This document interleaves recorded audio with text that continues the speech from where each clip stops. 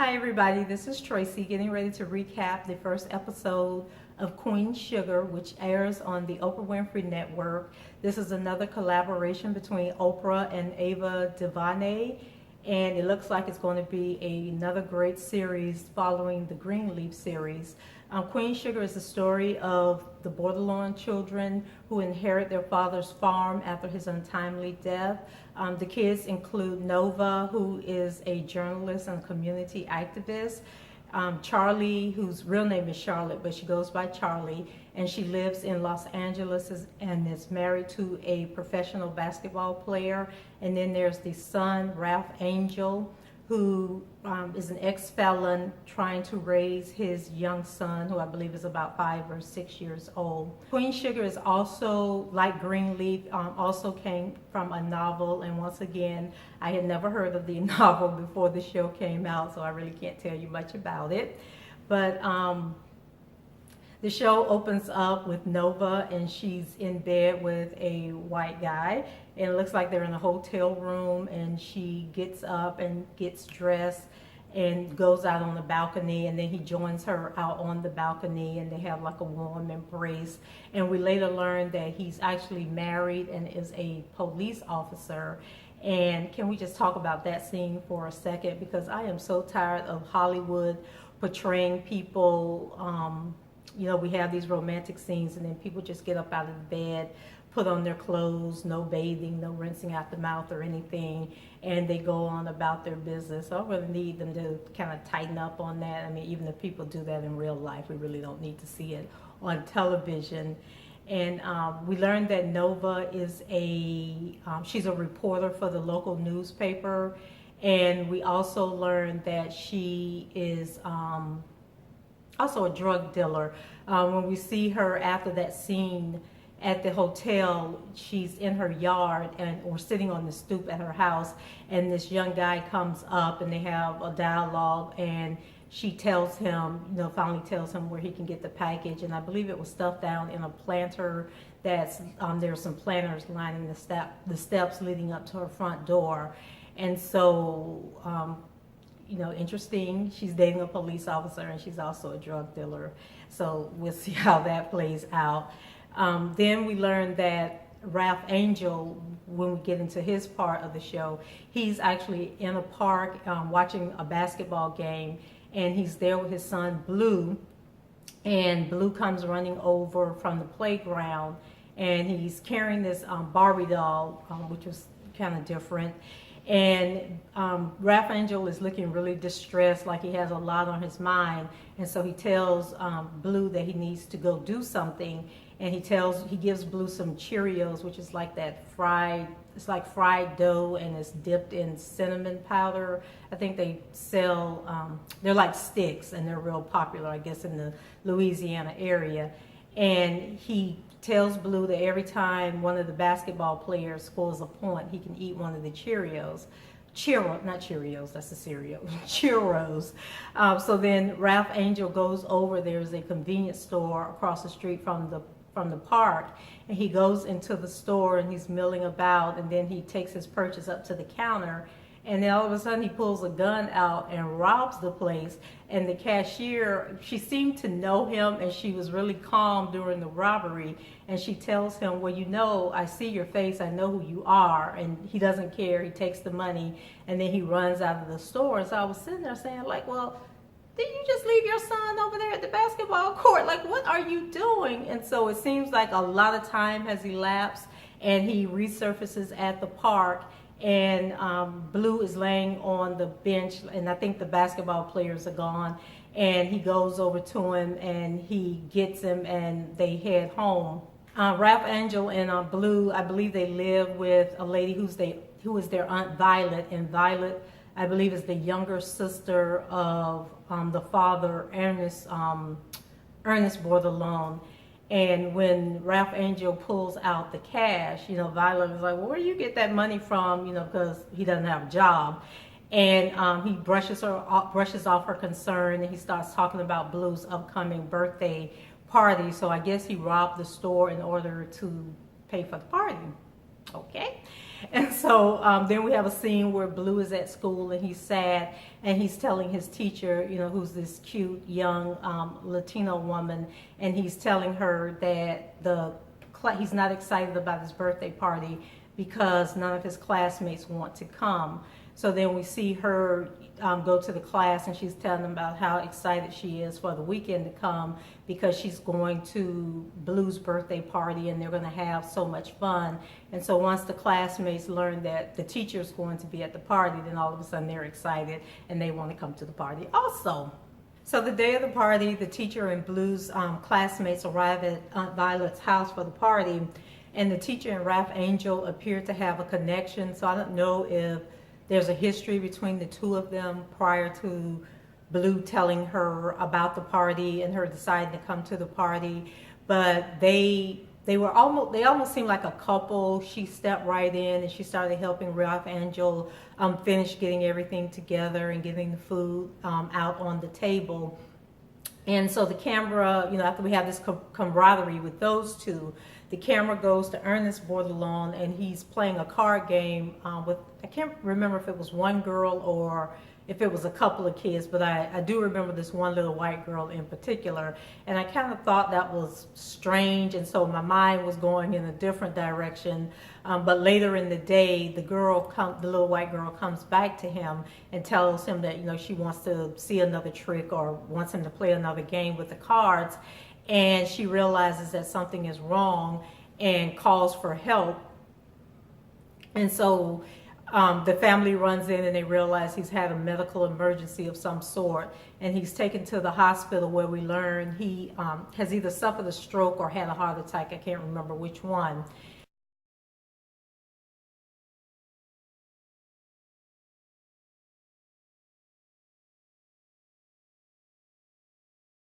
And as Ernest lays unconscious in the hospital, Violet argues with Ralph Angel to try and get him to take Blue to the hospital. But what we learn about Ralph Angel is that he's overly protective of Blue, and he tries to shield him from so much. I know, crazy considering he left him in the park while he went and robbed a convenience store. But anyway, he doesn't want to take him to the hospital. He's afraid of, it might be too traumatic for him. But eventually he does decide to take him to the hospital. And there's just this really tender scene where Ernest wakes up, once he sees that Blue is there, and he smiles. And then we see Ralph Angel lay Blue across his chest and wraps Ernest's arm around him. And, Ernest is just looking lovingly from Blue to Ralph Angel. And then Ralph Angel lays his head down on his father's chest, and it was very emotional. And then I also later learned that I think it was either a week or a month after they filmed that scene, Ava DuVernay's father actually died, and she talks about in the interview how it was almost a replica of the scene, her dad being in the hospital and her being there, as he's dying. So I thought that was very interesting. So we go from Ralph Angel to Charlie, who is the sister who lives in California. And I think I'm not sure if Charlie is the whole sister, because the father was, really dark, and Ralph Angel and Nova are very dark like the father. But then Charlotte is very light-skinned, and I think we picked up on this in the show Greenleaf, that there may be, some playing into the colorization issues that's prevalent in the Black community. So when we get to California with Charlie and her family, we see her trying to rush her husband out, who's the NBA player, and he's getting ready to go on a road trip for a game. And then she's also trying to get the son. They have a teenage son named Micah, and she's trying to get him out the house to get him off to school. So you can tell that they have a very busy life.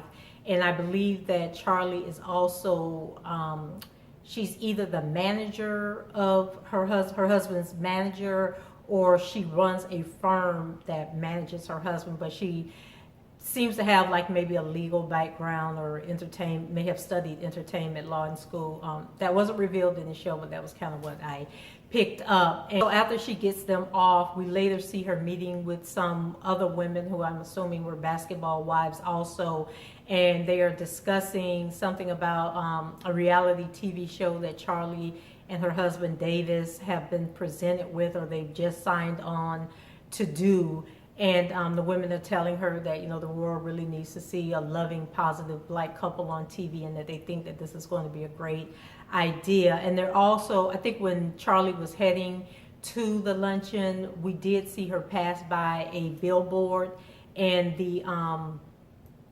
billboard was of Davis, and I can't remember if they were advertising the show or if he was advertising a product, like it was a sponsorship. But you know, she glances up at the billboard lovingly, so you can tell she loves her man. So later in the show, things start to fall apart with Charlie and Davis really quick, because it's revealed that him and some of his teammates are involved in a sex scandal where they supposedly gang raped this woman at a hotel following one of their games, and I think the game was in Houston. And so, you know, Charlie quickly goes into management mode, and she's trying to do damage control, you know, speaking on behalf of her husband and the teammates, and saying that, you know, their personal lives isn't for public consumption or some foolishness like that.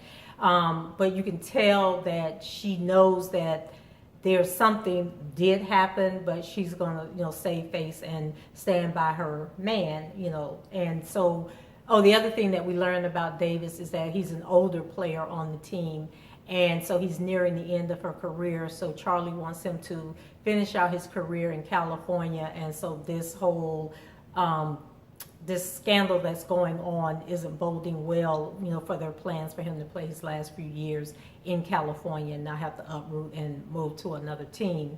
When Davis finally returns home from the road trip and Charlie confronts him about the allegations, he denies everything and claims that he's being framed. And like I said before, you can tell by the look on her face that she's not that naive. She knows something happened, that the story didn't come out of the blue. So my thought was, if I had a husband that was that fine, good looking, and rich, I probably wouldn't be trying to believe the other women either. I'd want to stand by his side and pray to God that, you know, the story is a lie and that he's going to come out okay. But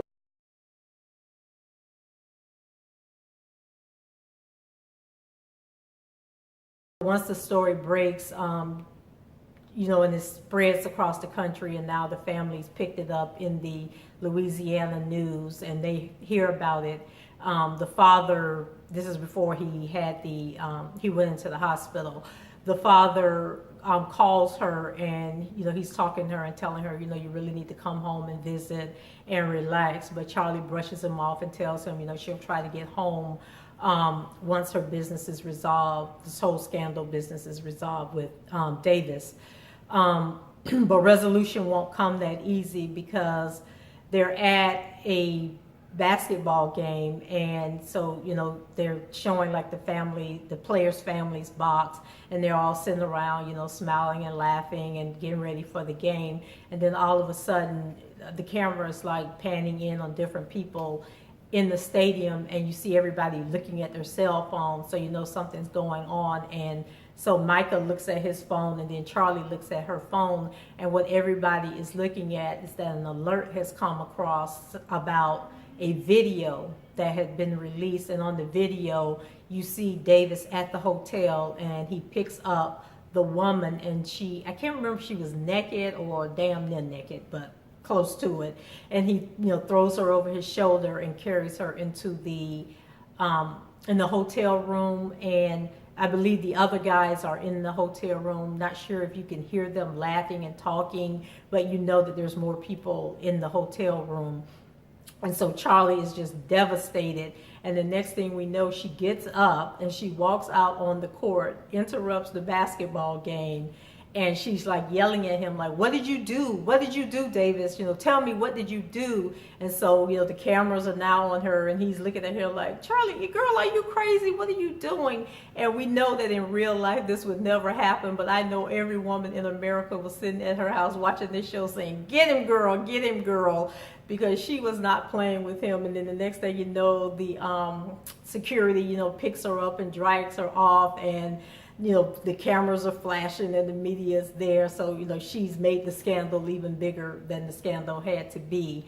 And so, meanwhile, back in Louisiana, the father is dying and the family is trying to reach her, but she's so distraught about everything that's happened, she's not answering the phone. And so finally, Aunt Violet, she Skypes Micah and tells Micah that he needs to get his mom home as soon as possible. And so by the time Charlie arrives in St. Josephine, I think it's St. Josephine's Parish is where the show is set at. Ernest has passed away, and there's like this really dramatic scene in the hospital where Charlie and Micah get off the elevator and they're coming down the hallway, and they see Nova and Ralph Angel, Violet and Violet's boyfriend Hollywood, see them coming down the aisle, and down the hallway, and she knows that her dad has passed away. And so she runs and she embraces Nova, and she's crying and saying no, he can't be gone, but of course he's passed away. And so just a little bit about Violet.